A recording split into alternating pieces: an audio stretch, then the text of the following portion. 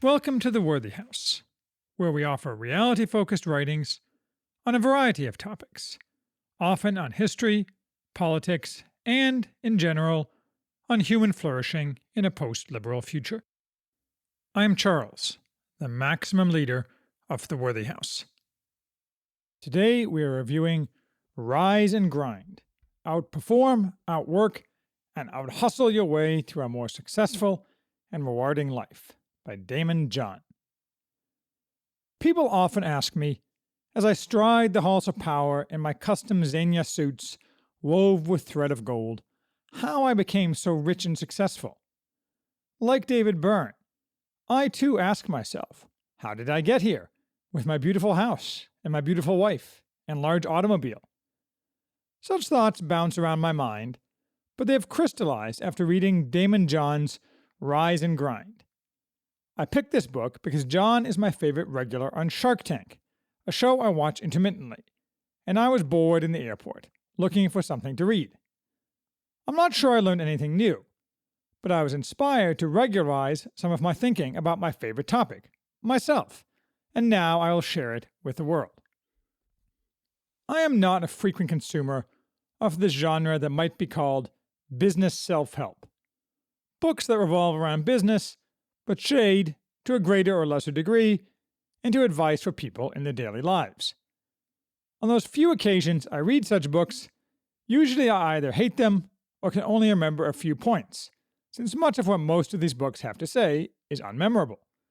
Thus I loathe Charles Koch's Good Profit, and after I read Og Mandino's The Greatest Salesman in the World, the only one of the 10 didactic lessons I could remember was, no surprise to those who know me, today I will multiply my value 100-fold. That lust for gold is inborn. When I was 4 or 5, I can distinctly remember having 2 goals, both of which I assumed I would certainly achieve. The first was to be Pope. Although this seems like a religious goal, in fact it reflects poorly on me, because my aim was not spiritual leadership, but power. In my nature, I wanted to be the most powerful person of whom I was aware, and that was the Pope. If Napoleon had been alive when I was a child, I would probably have wanted to be him. Jimmy Carter was alive and in power, but he was not the man to inspire a budding megalomaniac. My second goal, the one we are discussing today, was to be rich. Since my family was very not rich, the only route I ever considered was earning money through business, and I have achieved my goal by any reasonable measure. Well, actually, I considered one alternate path. When I told my mother my plan was to marry a rich woman, she replied that was fine, but I should remember that a man who marries a rich woman is not a rich man. He is merely the husband of a rich woman. I am not sure if that is original with my mother. It sounds like Oscar Wilde, but I have not run across the phrase anywhere else, and the internet does not come up with it in a quick search. Still, I once asked the clerk at Tiffany if she knew any heiresses, before Tiffany started focusing on selling to the great unwashed. She demurred, probably thinking I was a creep, so I gave up. Thus, business it had to be, or nothing, after first spending some years as a lawyer. What does any of this have to do with Rise and Grind? Quite a bit, actually. The book has one basic point, and it is the same one that I have often made myself, about what is necessary, before and above all else, to succeed in business. Listen closely. To be a winner, you must do 2 things, which, as of 5 seconds ago, I call the golden dyad. You have to work hard, and you have to get done everything that has to be done. I can hear you choke with rage and say that is obvious, and I am wasting your time. Ah, but I will tell you why you are wrong. The empirical reality is that at least 95% of people can't do both of those things, and usually can't do even one. This is partially because many people are lazy, but much more so because working hard is not just doing hard work. Rather, it consists of 2 elements. One is obvious. That is aggregate time spent actually working. And no, there are no shortcuts. But the second element is not obvious. It is what I call the racetrack, what John calls the ideas running through your head. Those are all the innumerable thoughts that are relevant to success in business, from to-do items to customers, to bills, to bookkeeping, to taking the trash out, to strategy, chasing each other around in a circle in your head 24 hours a day. Your business must consume your mind, morning, noon, and night. And no, you cannot break this up or delegate it. Most people simply cannot do this. They lack the ability or the will to so focus. Actually, it's more than willed focus. It's focusing so hard that it becomes the backdrop of existence, like breathing, not a matter of choice. Most people have to, or want to, spend time thinking about other things, like what's for dinner or what's on Netflix, not someone who wants to be a successful entrepreneur. This can be hard on others. If you're married and don't have spousal buy-in and support, it will probably be disastrous. My wife, who married me knowing that my grand desire was to, in her words, build castles in the sky, says that for the first few years after our marriage, when she saw me staring off into the distance, clearly somewhere else, she worried I was thinking about other women. Soon enough, though she helped in the business, she realized that I was, instead and always, thinking about money, by which she meant the racetrack, not cash itself. Dreaming about cash as cash doesn't get you cash. But cash, the finish line of the racetrack, is independence, safety, and power, of which more later, except no substitutes. As to the second element of the Golden Dyad, getting everything done, it is a basic truth, which I cannot explain, that most people simply cannot do everything that needs to be done immediately without delay. As John says of himself, I identify what needs doing, then I just get to it. This is a function both of competence and decisiveness. It is always better to make any decision than to defer the decision. You can fix things later, on the fly, if necessary.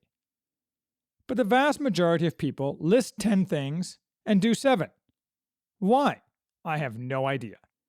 Maybe they're afraid, or incompetent, or lazy. Beats me.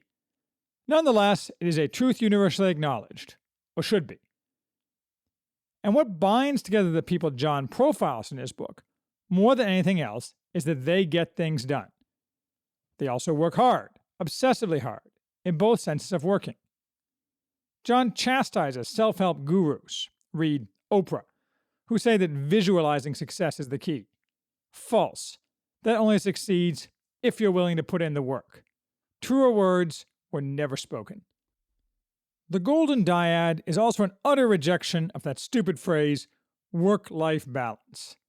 John quotes Nellie Galan, a television executive of whom, like 12 of the 15 famous people profiled in this book, I have never heard, which should probably tell me something. When young people say to me, "Oh my God, I'm dying trying to hold down 3 jobs," I don't feel sorry for them. When you're young, there is no balance, and there shouldn't be balance. There's plenty of time later in life for balance. This is also the truth. When I started as an entrepreneur 14 years ago, with no savings, 1 child, and a pregnant wife not working outside the home, I worked a second full-time job with flexible hours and ran various hustles to pay the bills. Similarly, John worked at Red Lobster for years after starting FUBU, as well as other side jobs, hustles, and deals, some of which worked out, some of which did not. My own side deals and hustles were legal, certainly, but borderline ethical. For example, for 6 months I ran a bookcase making business before I started my current business. I had pretty good traffic to my website as a result of teaching myself search engine optimization back when it was still the Wild West and amateurs could do that. Even after I stopped making bookcases, having started my current business, I kept the website up and redesigned it to make potential customers go around in a fruitless, endless loop, searching for how to buy bookcases from me. Then I put Google Ads on the site, so the most obvious way to exit, for someone looking for bookcases, was to click on the ads for bookcases. I then drove even more traffic to the site by other dubious actions, like spamming Craigslist. I made $50,000, and that money fed my family. Clever me. That wasn't the only ethical line I sliced thin. When I started my current business, basically packaging food, I had no customers. I got one customer to sign on, contingent on my showing within a certain time frame that I could do the work. I ran out of time, able to complete pilot batches of only half the required products. I struggled with the others. I wasn't sure I could do them. But rather than admit defeat, I went to retail stores, bought the customer's current offerings, opened the packages, repackaged them, and sent them to the customer as my own work. I called these special batches. I kept the contract. The irony is that the customer's only comments about needed improvements were from the special batches, not the ones I had actually done. Would I do it again? You bet. Or to take another example, I wanted, or rather desperately needed, to find more customers.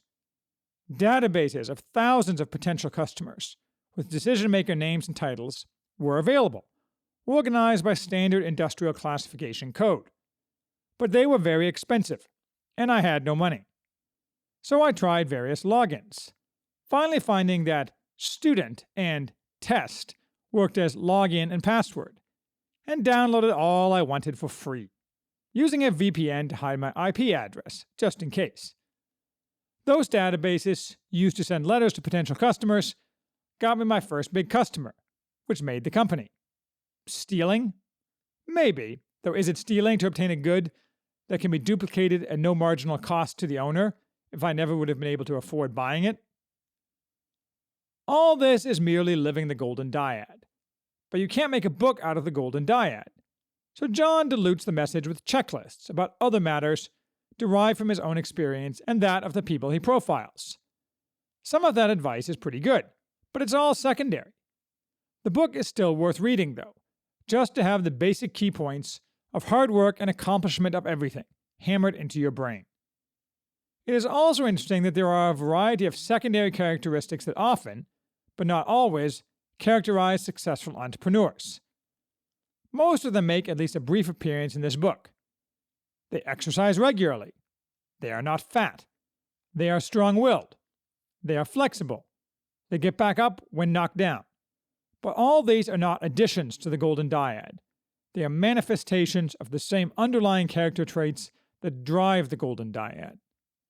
Thus, for example, successful entrepreneurs are not usually obese, because obesity is the external evidence of lack of discipline, the same discipline necessary to focus and accomplish. There are non-trivial costs to executing the golden dyad. I missed much of my older children's very early years, and as I used to, with some exaggeration, bitterly complained to my wife, I sold my friends for money. John, similarly, has few amusements. He doesn't watch Game of Thrones or do politics. He does party quite a bit. Still, but his claim, which I have no reason to question, is that partying is business for him. Beyond the golden dyad, business approaches can differ wildly, and that is true as between John and me. I am, for business purposes, a solipsist, and my business does not require me to network or party with anyone, nor do I have any desire to do so. For the most part, I am a ghost, and notoriously hard to actually reach except for the most important customers. You will not find me taking customers out to Reds games. John is in the image and hustle business, or rather several of them, and that is simply a different type of business. But we are the same, down deep. Back to the Pope. John prays, as he says several times in this book. I have to admit, I have never prayed about business. It seems greasy somehow to ask God to give me money. Why compound my sin of avarice with asking God to participate? That's not to say I don't recommend prayer. I just never made a connection between it and business. In my most recent confession, immediately prior to Eastern Orthodox chrismation, I had to cough up my love of money. Oops. Fortunately, my priest didn't tell me to sell all that I had and give it to the poor. I'm relying on the explicitly approved example of Zacchaeus. He only gave half to the poor. Still, entrepreneurship is not for everyone, even if you can execute the golden dyad and bear the costs. Some people just don't have the personality for it. For example, Most lawyers who start their careers at large law firms, i.e., the cream of the lawyer crop, embody the golden dyad. But by self-selected personality, they are mostly risk-averse, and trained to only offer analysis and to let others weigh and make the actual decisions. If they can push themselves past those limitations, though very few can, I would put my money on such a lawyer any day as the most likely to succeed. Another debilitating personality trait is internalizing stress. The grind, in John's word, is extremely stressful, even if you don't face personal ruin if you fail, which most real entrepreneurs do. So if you have to take Xanax before your business even opens its doors, as a friend of mine did, you will not be a success, and you may end up eating a bullet. The irony of all this is that all those people on the outside who cannot or will not live the golden dyad, but want what it brings, and exist as wage slaves, or worse, parasites of one kind or another, rarely admit to themselves that their failure to achieve such escape velocity is their own fault. John says, along these lines, speaking of criticism of one of the people he profiles, Kyle Maynard, born with no arms or legs, it just goes to show you that people will always find a reason to point at you and say you've had some sort of advantage. The reality is that claims of privilege, wherever found, in business or any other area, are almost always merely an attempt by the speaker to cover up his own inadequacy. This is true in every walk of life, but most of all in entrepreneurship, where success breeds fierce envy, especially from those who know, deep down, they lack what it takes. While the road to entrepreneurial success is always through the golden dyad, the reasons why entrepreneurs do what they do are not the same. And that also implies that their paths, past a certain point, diverge. Some love the process, the racetrack, the work, and the accomplishment. Such people often become serial entrepreneurs. Others, like me, are in it purely for the money. Those who are in it for the money may be in it for the money itself, as a marker of success. Those are the types who, like the fisherman in the Grimm Brothers fairy tale, keep asking for more until they are cast back to the poverty of their beginnings. Or they may be like me, in it for the money, for what the money can do. That is to say, I don't enjoy the racetrack, and I'd be happy to get off. In fact, I am off, mostly, even though I am still running my business, because I have an outstanding team whom I have given near total independence. But it took 10 years to even get a small break from the grind, and 12 to get where I am now, able to spend whole weekends nearly without thinking about the business at all. Certainly, I have to pay some attention to keep it growing and make sure it doesn't go off the rails. But past a certain point, most businesses have a certain degree of stability. My biggest concerns are macro concerns, with the economy or zombie apocalypses, not immediate business concerns. Those do not have a place on the racetrack. I can hear you asking, what if you don't succeed, even if you execute the golden dyad? I talk as if success is guaranteed, but that cannot be the case. Certainly, other things intervene. Simple fate, inadequate talent in a chosen field, and much more. My strong belief, though, is that as long as you stay away from loser businesses like restaurants, reasonably intelligent people who can execute the golden dyad are highly likely, probably greater than 80% likely, to be a success. That is, to generate substantial, if not spectacular, wealth. But of the 20%, there are two distinct negative outcomes: delayed success and actual failure. As to the former, how long can an entrepreneur keep going if success does not appear? Quite a long time, I think. If you once begin to execute the golden dyad, in most cases you can keep going forever. And in fact, if you fail, you can often pick yourself up off the ground and keep going.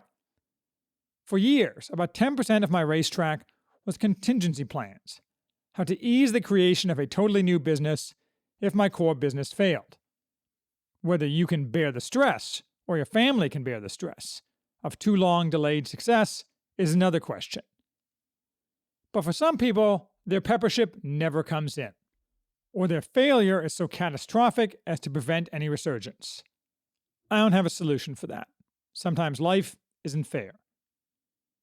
Beyond individual entrepreneurial success it is worth mentioning that the golden dyad of hard work and ability to accomplish is not just a rarely found personal characteristic.